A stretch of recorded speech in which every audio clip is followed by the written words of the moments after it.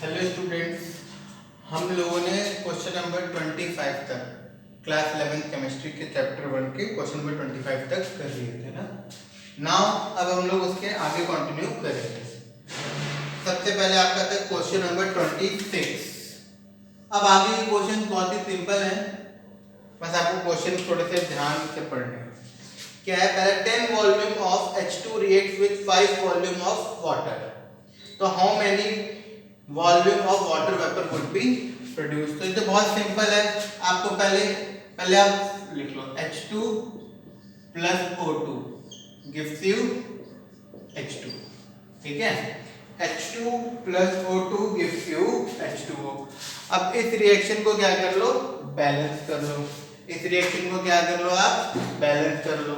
तो बैलेंस कैसे करोगे, यहाँ पे क्या लगा देंगे हम 2, तो यहाँ पे क्या लगा देंगे 2। तो इसके 2 वॉल्यूम है, ठीक है। देखो इसके 2 वॉल्यूम है और इसका 1 वॉल्यूम है, तो हमें कितना मिला, इसके 2 वॉल्यूम मिले वाटर वेपर के। अब क्वेश्चन में क्या है, 10 वॉल्यूम ऑफ H2 है और 5 वॉल्यूम ऑफ O2 है। तो देखो 2 वॉल्यूम के लिए कितना चाहिए, 2 के लिए आपको कितना चाहिए 1, तो 10 के लिए कितना चाहिए होगा, 5 ही चाहिए होगा, है ना। तो इसका मतलब 2H2 के लिए कितना ऑक्सीजन चाहिए 1, तो 10H2 के लिए कितना ऑक्सीजन चाहिए 5। तो सेम रेशियो बैठ रहा है, ओके। तो कोई लिमिटिंग रीजन तो है नहीं इसमें, तो यहाँ लिख लो 2 वॉल्यूम है और ये 1 वॉल्यूम है, तो वो 2 वॉल्यूम मिल रहा है। अब ये कितना है 10 वॉल्यूम है और ये कितना है हमारा 5 वॉल्यूम है, तो हमें कितना मिलेगा। देखो जब हाइड्रोजन 2 है तो ये 2 मिल रहा है, तो हाइड्रोजन 10 है तो ये कितना मिलेगा 10 वॉल्यूम मिलेगा। या फिर ऑक्सीजन से ले सकते हो, ऑक्सीजन 1 है तो ये 2 मिल रहा है, और अगर ऑक्सीजन 5 है तो ये 10 मिलेगा, ठीक है। तो हमें वाटर वेपर कितने मिलेंगे, 10 वॉल्यूम वाटर वेपर के मिलेंगे। दोनों को लेके तब चल सकते हैं, चाहे इससे आप देख लो चाहे आप इससे देख लो। मतलब 2 वॉल्यूम पे 2 मिला तो 10 पे 10, चाहे ऐसे कर लो, या फिर इसके 1 वॉल्यूम पे 2 मिला तो 5 पे इसका 10 मिलेगा। क्यों ऐसा हम कर सकते हैं, क्योंकि यहाँ पे कोई भी लिमिटिंग रीजन नहीं है, एकदम बराबर है, ठीक है। मान लो इसके अगर 7 वॉल्यूम होते हैं, है ना, इसके 7 वॉल्यूम हमें मिले हुए होते हैं, तो 10 के लिए चाहिए कितना 5, लेकिन है 7, तो ये लिमिटिंग रीजन हो गया। अब इसी से केवल लेके चलोगे, 2 से अगर 2 मिल रहा है तो 10 से 10 मिलेगा, क्योंकि इससे अगर आप लेके चलेंगे तो गलत हो जाएगा, क्योंकि 1 से अगर 2 मिल रहा है तो 7 के हिसाब से 14 मिलना चाहिए, लेकिन हमें 14 मिलेगा नहीं, क्योंकि जब ये 10 वॉल्यूम खर्च हो जाएंगे तो इसके 5 वॉल्यूम खर्च हो चुके होंगे, तो 7 में से 5 के 2 वॉल्यूम बचे रह जाएंगे, वो 2 वॉल्यूम अनरिएक्टेड होंगे, ठीक है, इसीलिए, ठीक है। तो यहाँ पे सिंपल था, क्वेश्चन में क्या था कि इसके 2 वॉल्यूम्स हैं, इसके 10 वॉल्यूम्स हैं हाइड्रोजन गैस के, और इसके 5 वॉल्यूम्स हैं, तो हमें वाटर वेपर कितने वॉल्यूम्स मिलेगा। तो हमने इक्वेशन लिख ली, उसको बैलेंस कर लिया, तो हमें वहां से पता चल गया हाइड्रोजन के 2 वॉल्यूम के साथ ऑक्सीजन का 1 वॉल्यूम चाहिए, तो हाइड्रोजन के 10 वॉल्यूम के साथ कितना चाहिए होगा 5, तो ठीक है हमें 5 ही मिलेगा, तो कोई भी लिमिटिंग रीजन नहीं है। अब 2 वॉल्यूम के साथ आपका 2 वॉल्यूम H2O मिल रहा है, 2 वॉल्यूम H2O, तो 10 वॉल्यूम के साथ कितना मिलेगा 10 वॉल्यूम H2O मिल जाएगा, ठीक है। ये हो गया हमारा क्वेश्चन नंबर 26। अब 27 जो क्वेश्चन है वो आप कर लेंगे। 28 क्वेश्चन देखिए, इसमें क्या है, हमें क्या बताना है कि किसमें नंबर ऑफ एटम सबसे ज्यादा होंगे, ठीक है। तो क्या क्या है आपका, देखो पहला क्या है 1 ग्राम ऑफ गोल्ड है, 1 ग्राम ऑफ गोल्ड, ठीक। तो गोल्ड का एटॉमिक नंबर हमें पता है कितना होता है 197, तो इसके नंबर ऑफ मोल्स कितने हो जाएंगे 1/197, ठीक। दूसरा क्या है हमारा 1 ग्राम ऑफ सोडियम है, 1 ग्राम ऑफ सोडियम है, तो इसमें नंबर ऑफ मोल्स कितने हो जाएंगे 1/23। क्यों, क्योंकि सोडियम का जो एटॉमिक मास कितना होता है 23। फिर थर्ड में क्या पूछ रहा है 1 ग्राम ऑफ लिथियम, ठीक है, 1 ग्राम ऑफ लिथियम, तो यहाँ पे नंबर ऑफ मोल्स कितने हो जाएंगे 1/7, क्योंकि लिथियम का एटॉमिक मास क्या होता है 7। फिर फोर्थ में 1 gram of Cl2, 1 gram of Cl2, तो तो इसमें नंबर ऑफ मोल्स क्या हो जाएंगे 1/71, क्योंकि क्लोरीन का कितना होता है 35.5 × 2 71, ठीक है। अच्छा अब देखिए इसमें सबसे ज्यादा इसमें कितने एटम्स होंगे, इसमें एटम्स होंगे Na × 1/197 एटम्स होंगे। इसमें कितने होंगे Na × 1/23, इसमें कितने होंगे Na × 1/7, इसमें कितने होंगे। देखो ये क्या है, इसकी सिचुएशन थोड़ी अलग है। इसमें जो निकलेंगे क्या नंबर ऑफ मॉलिक्यूल्स होंगे इसमें, क्योंकि क्लोरीन गैस है ना, Cl2 लिखा है, केवल Cl नहीं लिखा, तो number of molecules of Cl2 कितने हो जाएंगे आपके Na × 1/71। तो इसका मतलब नंबर ऑफ एटम्स कितने हो जाएंगे, number of atoms of chlorine, ठीक है। क्योंकि एक मॉलिक्यूल में कितने एटम है 2, तो इतने मॉलिक्यूल में कितने हो जाएंगे 2 × Na/71, ठीक है। तो अब आपको पता चल जाएगा सबसे ज्यादा एटम्स किसमें होंगे, सबसे ज्यादा एटम्स किसमें होंगे, ये आपको यहीं पे दिखाई पड़ जाएगा, ठीक है। तो ये इतना तो आप कर ही लोगे, सबसे ज्यादा एटम्स इसमें कितने एटम्स हैं Na/197, Na/23, Na/71, Na/7, Na/71, या फिर क्या लिख सकते हैं Na/35.5, ये भी हम लिख सकते हैं, ठीक है। तो ये क्या हो गया आपके, क्योंकि आपके जो नंबर ऑफ एटम्स क्या होते हैं number of moles into Na, number of moles into Na, number of moles into Na, ठीक है। तो इससे आपके जिसके मोल्स कम है, जिसके मोल्स कम है उसके नंबर ऑफ एटम सबसे कम होंगे, जिसके मोल्स ज्यादा है उसके नंबर ऑफ एटम सबसे ज्यादा होंगे, ठीक है। तो ये हमारा कौन सा हो गया 28th क्वेश्चन था, ये नहीं, हाँ ये क्वेश्चन नंबर कौन सा था 28 क्वेश्चन था, 28, ठीक है। This was question number 28। Now question number 29। अच्छा इथेनॉल, क्वेश्चन नंबर 29 आप पढ़िए कि हमारा इथेनॉल मतलब कि इथेनॉल क्या होता है C2H5OH, ये वाटर में है, ठीक है। और इसका जो मोल फ्रैक्शन है इथेनॉल का वो कितना है 0.04, कितना है 0.04। तो हमें क्या निकालना है मोलैरिटी निकालनी है, क्या निकालनी है मोलैरिटी निकालनी है, ठीक है। अच्छा एक्वस सॉल्यूशन है, वाटर में मिक्स्ड है, अब इसमें कैसे निकालें, देखो हमें ये दे रखा है और हमें दे रखा है वाटर। तो ऐसे केस में लेट वॉल्यूम भी कितना 1 लीटर वॉल्यूम मान लो, ठीक। तो इसका मतलब वाटर कितना हो जाएगा, 1 लीटर में कितना वाटर होता है 1000 ग्राम, तो वाटर कितना हो गया 1000 ग्राम, ठीक। तो number of moles of water कितने हो जाएंगे 1000/18 कितना हो गया 55.5, ठीक है। देखिए जब भी आपको हमें इतनी चीज दे रखी है और हमें ये दे रखा है कि ये वाटर में है, ठीक है, तो अब हमें इसकी मोलैरिटी निकालनी है। तो मोलैरिटी निकालने के लिए आप वॉल्यूम 1 लीटर मान लो, सॉल्यूशन का वॉल्यूम 1 लीटर हो गया, तो वाटर का मास कितना हो गया 1 लीटर में 1000, तो नंबर ऑफ मोल्स आपके 1000/18 55.5, ठीक। अब आपको पता है मोल फ्रैक्शन ऑफ इथेनॉल क्या हो जाएगा number of moles of ethanol upon में number of moles of ethanol plus number of moles of water. तो मोल फ्रैक्शन ऑफ इथेनॉल कितना है 0.04 is equal to number of moles of ethanol upon में number of moles of ethanol plus water की जगह क्या आ जाएगा 55.5। अब देखिए आपका मोल फ्रैक्शन 0.04 है, बहुत ज्यादा कम है मोल फ्रैक्शन, है ना। तो ये नंबर ऑफ मोल्स का मतलब बहुत कम होंगे, तो चाहो तो 55 प्लस n 55.5 प्लस Ne को 55.5 मान लो, ठीक है। तो सिंस Ne जो है बहुत ज्यादा छोटा है, number of moles of ethanol बहुत ज्यादा छोटे हैं number of moles of water से, तो आप क्या लिख सकते हो 0.04 is equal to Ne upon में 55.5 यहाँ से आपका Ne निकल आएगा। फिर मोलैरिटी क्या होता है नंबर ऑफ मोल्स अपॉन में 1, क्यों, क्योंकि यहाँ पे वॉल्यूम कितना लिया हमने 1 लीटर लिया है, वॉल्यूम कितना लिया है 1 लीटर लिया है। और चाहो तो आप यहाँ से भी निकाल सकते हो, एनी इंटू इसको पहले इधर ले जाके मल्टीप्लाई करोगे और थोड़ा सा डिफरेंस आएगा। तो ये हमारा निकल आया। फिर से देख लो, C2H5OH इथेनॉल है, वाटर में मिक्स्ड है, ठीक है, इसका मोल फ्रैक्शन कितना दे रखा है, ठीक है। तो हमें मोलैरिटी निकालनी है।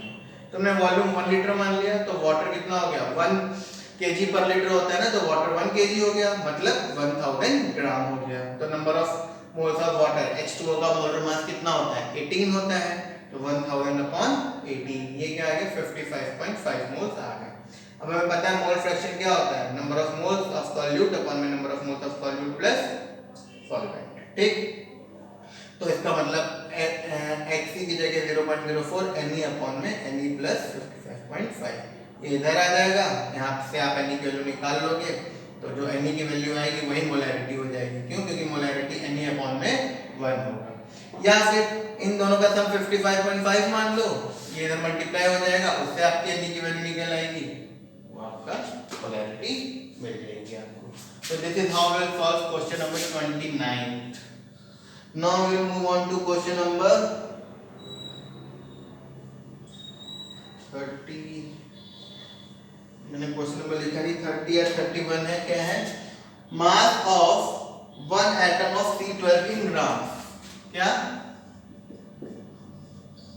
Mass of 1 atom of C12 इन ग्राम।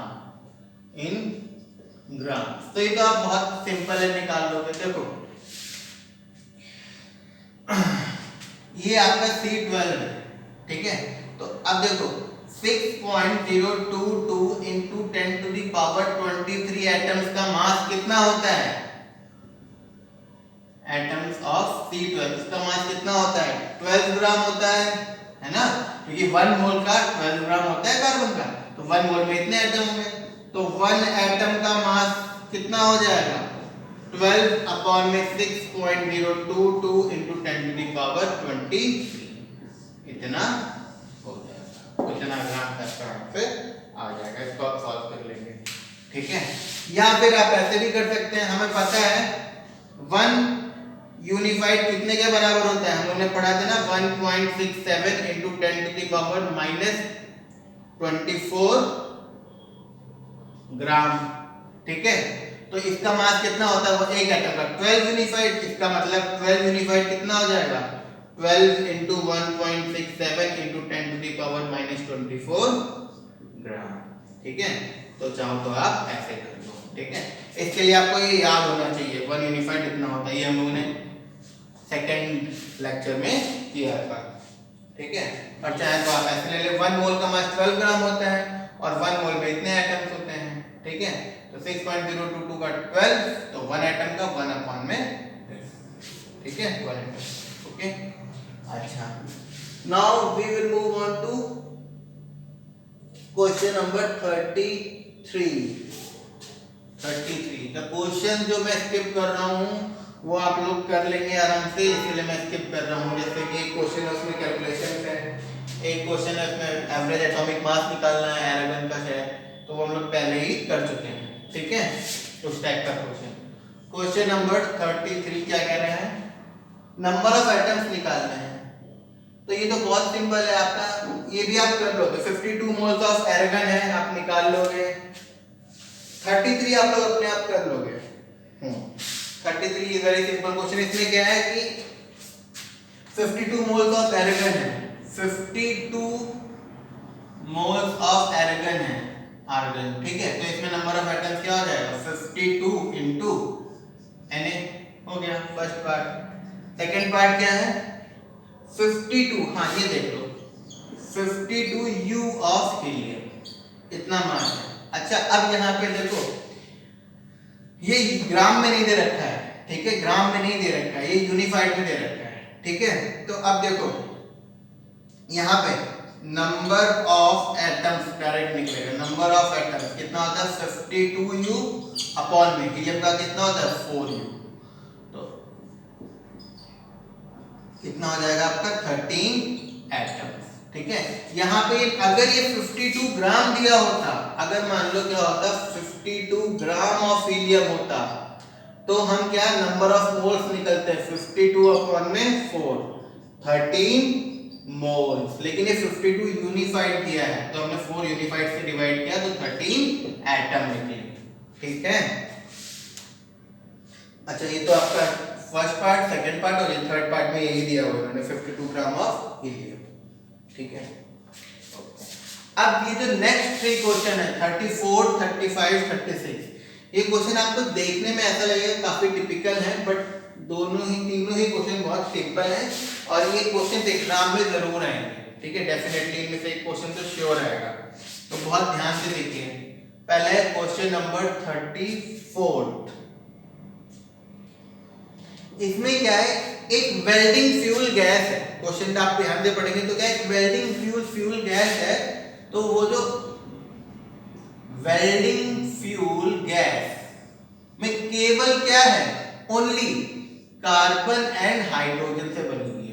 उस गैस में केवल क्या है, कार्बन है और हाइड्रोजन है। ठीक, अब उस गैस को जब आप जला रहे हैं एयर में, मतलब कि जब वो कार्बन और हाइड्रोजन गैस, अभी हमें पता है ना फॉर्मूला, तो जो भी कार्बन और हाइड्रोजन की जो गैस है वो जब ऑक्सीजन के साथ बर्न हो रही है तो आपको क्या मिल दे रही है, CO2 दे रही है और वाटर दे रही है केवल।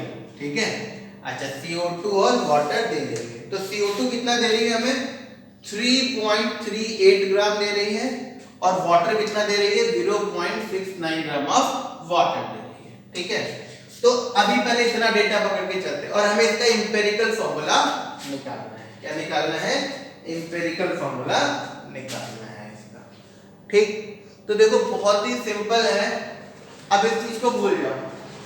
गैस में हमें क्या है, जो हमारी वेल्डिंग गैस का इंपेरिकल फॉर्मूला निकालना, तो गैस में क्या है, कार्बन और हाइड्रोजन।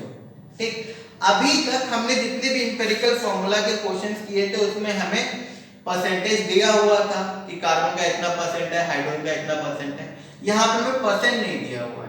ठीक है, हमें CO2 दिया हुआ है 3.38 ग्राम है और वाटर दिया हुआ है इतने ग्राम।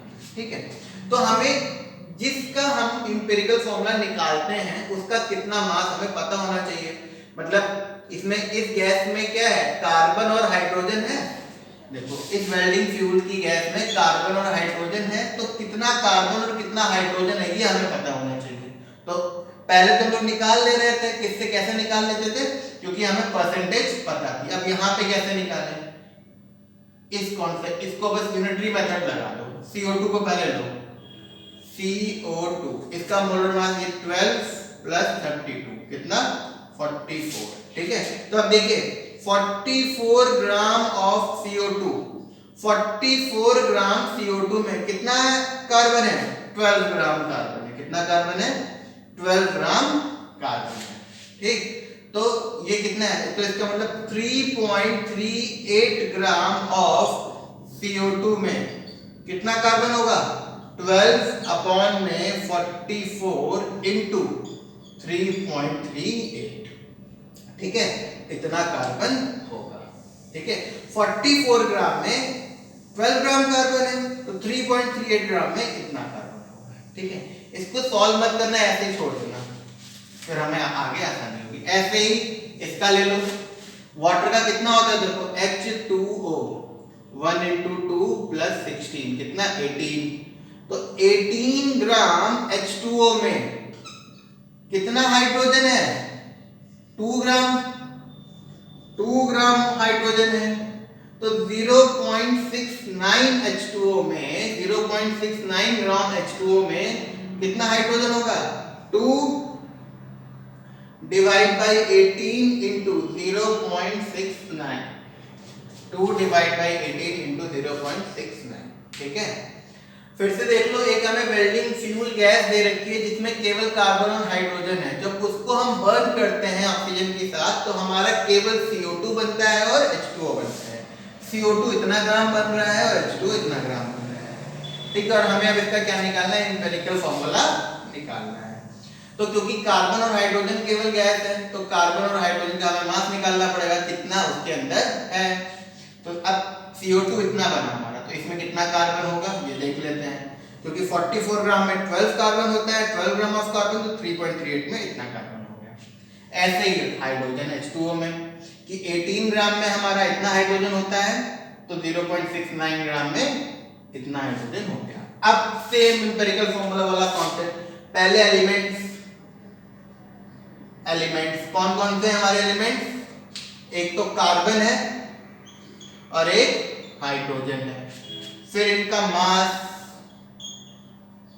अभी आपको समझ में आएगा मैंने कैलकुलेट क्यों नहीं किया था। इसका मास कितना हो गया 12/44 इंटू 3.38, और इसका मास कितना हो गया 2/18 इंटू 0.69।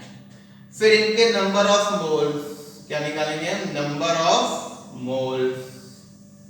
तो अब कार्बन का मोलर मास कितना होगा 12, तो 12 इंटू 3.38/44 ये तो था ही, और यहाँ पे 12 आ जाएगा, तो 12 से 12 कट गया, तो इसके नंबर ऑफ मोल्स कितने आए 3.38/44, ठीक है।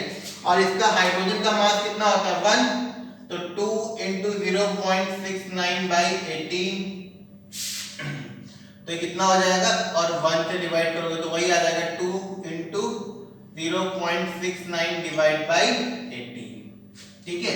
ये हमारे क्या आ गए नंबर ऑफ मोल्स। इसको और सिंपलीफाई अगर करना है तो कर लो, अब आप कर लो, तो ये क्या हो जाएगा 2 9 18, ठीक है।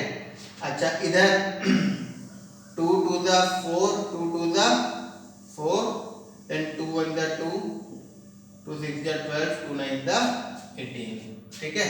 तो ये कितना हो गया 1.69 अपॉन में 22, और ये कितना हो गया 0.69 अपॉन में 9। इसको अभी हम और सॉल्व कर सकते हैं, ठीक है।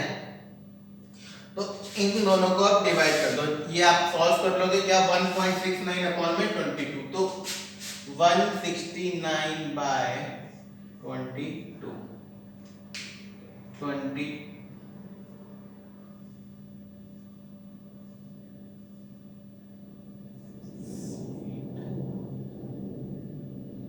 7 2 14 का 4 क्या रही है 1, 7 2 14 प्लस 1 15, तो 9 में से 4 गया कितना बचा 5, और 6 में से 5 गया 1 बचा, पॉइंट लगा के आपने क्या बढ़ाया 0 बढ़ाया। फिर 6 2 12 का 2 कैरी गया 1 प्लस में 13, ये हमारा कितना आया 10 में से 2 गया 8 बचा, और यहाँ पे 5 था, 4 में से 3 का 1 बचा, फिर से आपका क्या आ गया 0, तो फिर 8 जा, फिर ऐसे ही 8 जा, तो ये कितना है आपका लगभग, यहाँ पे जो आपके इसको सॉल्व करके नंबर ऑफ मोल्स है कितने हैं 7.68/100, ठीक है। ऐसे इसके निकाल लो, क्या है आपका 69/9, यहाँ पे कर लेते हैं, यहीं पे कर लेते हैं, क्या हो जाएगा आपका 69 डिवाइड बाय, इसको और सिंपल भी कर सकते हैं ना, 3 3 9, और ये क्या हो जाएगा 0.32 6, 3 3 9, तो 23/3 का 23/3, तो 3 7 21, कितना बचा 2, पॉइंट लगाया 0 बढ़ाया, 3 6 18 2, फिर से वही 3 6, तो ये भी आपका लगभग क्या आएगा लगभग 7.67 अपॉन में 100, ठीक है। तो अब ये आपके नंबर ऑफ मोल्स आ गए। अब आप क्या निकाल लेंगे रेशियो, जब रेशियो निकालोगे तो दोनों सेम ही मोल्स आ रहे हैं, तो क्या हो जाएगा 1 और 1, रेशियो क्या आ जाएगा 1 और 1। इसका मतलब हमारा एम्पिरिकल फॉर्मूला क्या हो गया इसका CH, क्या हो गया इसका एम्पिरिकल फॉर्मूला CH हो गया, ठीक है। एक बार और देख लीजिए क्या था, एक वेल्डिंग फ्यूल थी, वेल्डिंग फ्यूल गैस है, ठीक, उसमें केवल कार्बन और हाइड्रोजन है, उसको हमने क्या किया बर्न किया ऑक्सीजन के साथ, तो हमें 3.38 ग्राम ऑफ CO2 मिला और 0.69 ग्राम ऑफ H2O मिला। अब हमें इसका एम्पिरिकल फॉर्मूला निकालना है, तो हमें पता है 44 ग्राम CO2 में 12 ग्राम कार्बन होता है, तो 3.38 में कितना कार्बन होगा। ऐसे यहाँ पे 18 ग्राम में 2 ग्राम हाइड्रोजन होता है, तो 0.69 में इतना हाइड्रोजन होगा। ये हमें मासेस पता चल गया कार्बन और हाइड्रोजन के। अब हमने क्या लिया, कार्बन और हाइड्रोजन ले लिए, इनके मास ये जो यहाँ से निकाले थे वो पुट कर दिए, नंबर ऑफ मोल्स निकाल लिया, इस 12 से डिवाइड कर दिया इसको 1 से, इसको सॉल्व किया, 7.68/100 यहाँ भी आया, 7.68/100 यहाँ भी आया, या फिर 0.076, ठीक है।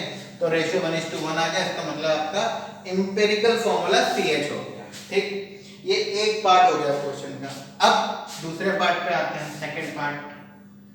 अब आगे क्वेश्चन आप रीड करिए। आगे हमारा जो क्वेश्चन है वो क्या कह रहे हैं कि वॉल्यूम क्या at STP 10 volume of gas weight 11.6। अच्छा जी, क्या कह रहे हैं, STP पे at standard temperature pressure 10 volume कितना वेट कर रही है, 10 वॉल्यूम का 11.6 ग्राम मास है। ठीक है, तो हमें क्या निकालना है, मोलर मास निकालना है।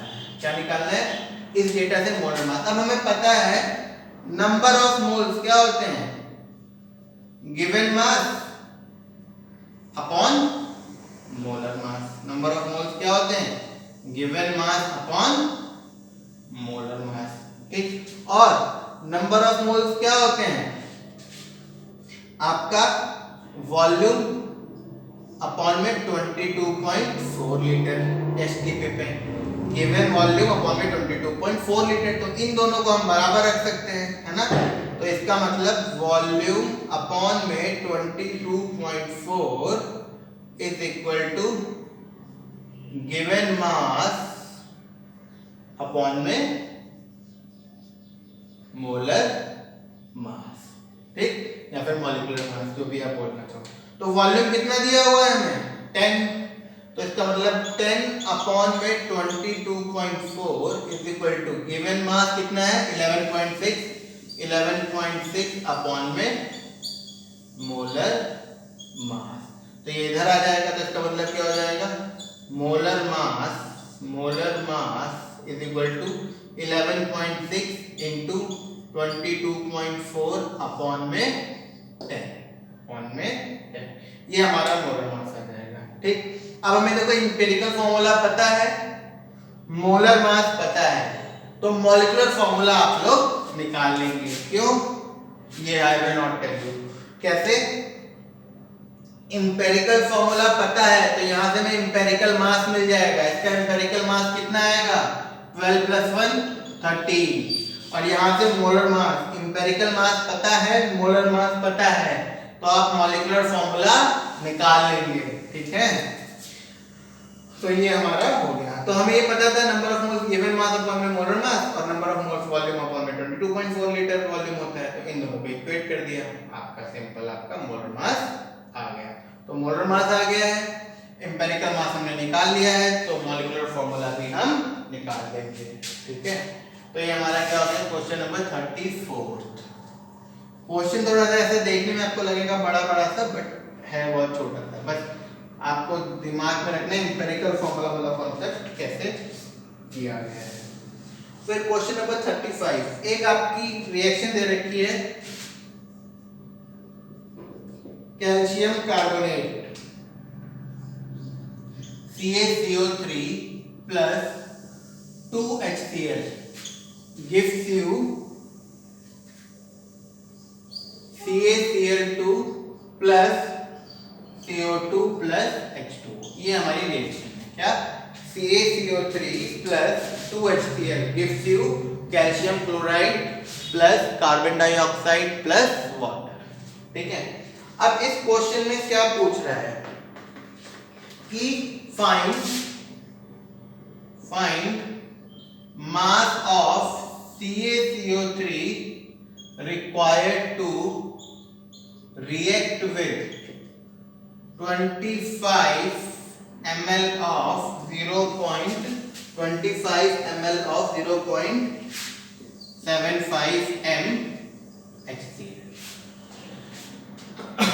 तो पहले तो आप ये देखो ये कितना HCl है, पहले तो आप ये देखो ये HCl है कितना, पहले ये देखो मोलैरिटी दे रखी है, मोलैरिटी कितनी है 0.75, वॉल्यूम कितना है 25 ml, मतलब कि 25/1000 लीटर।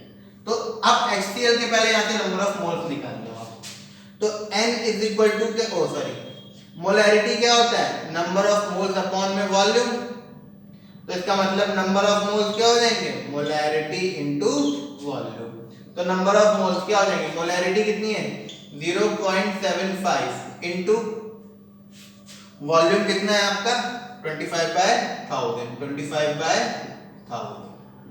तो 25 4 100 होता है तो 40।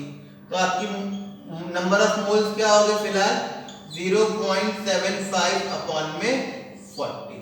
इतने मोल्स ऑफ HCl हमारा हो गया, इतने मोल्स ऑफ HCl आ गए। फिर से देख लो, हमें जो सॉल्यूशन मतलब कितना कैल्शियम कार्बोनेट रिक्वायर होगा इतने HCl के साथ रिएक्ट करने के लिए। तो ये कितना HCl है 25 ml of 0.75 capital M HCl।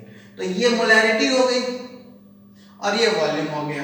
तो मोलैरिटी और वॉल्यूम हमें पता है, तो M is equal to N upon में V से हमने नंबर ऑफ मोल्स निकाल लिए। अब इस पे आते हैं, क्या 2 moles of HCl, 2 mole HCl के साथ कितना कैल्शियम कार्बोनेट लग रहा है 1 मोल, 1 मोल आपका कैल्शियम कार्बोनेट लग रहा है। तो इतने मोल्स के साथ इसका मतलब 0.75 अपॉन में 40 मोल्स ऑफ HCl के साथ आपका कितना कैल्शियम कार्बोनेट लगेगा, कितना लगेगा 1/2, क्योंकि 2 मोल्स के साथ इतना, तो 1 मोल के साथ 1/2, तो इतने मोल्स के साथ देखो 2 मोल्स के साथ इतना 1 मोल लग रहा है, तो इतने मोल के साथ 1/2 इंटू 0.75/40 मोल्स आपके लग रहे हैं। अब आपको नंबर ऑफ मोल्स पता चल गए, इससे आप गिवन मास निकाल लोगे। क्यों, क्योंकि नंबर ऑफ मोल्स क्या होता है आपका गिवन मास अपॉन में मोलर मास। तो गिवन मास क्या हो गया, given mass is equal to number of moles into molar mass. अब number of moles into molar mass, तो इसका मोलर मास कैल्शियम का कितना होता है 40 प्लस 12 प्लस 48, ठीक है, तो ये कितना हो जाएगा 100।